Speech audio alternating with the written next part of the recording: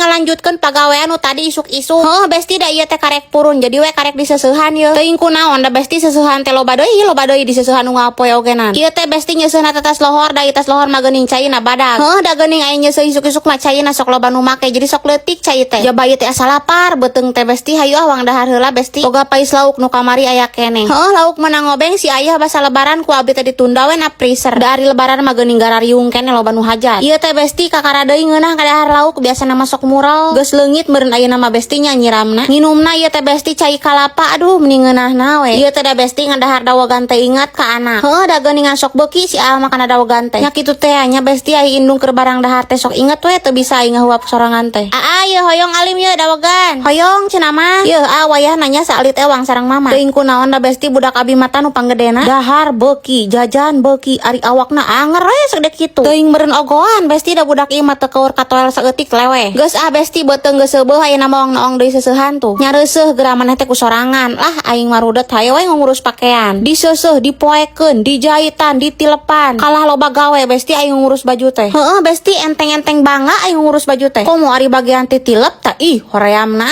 Pokona mah lamun jajahit kudu langsung ditilepan. Noong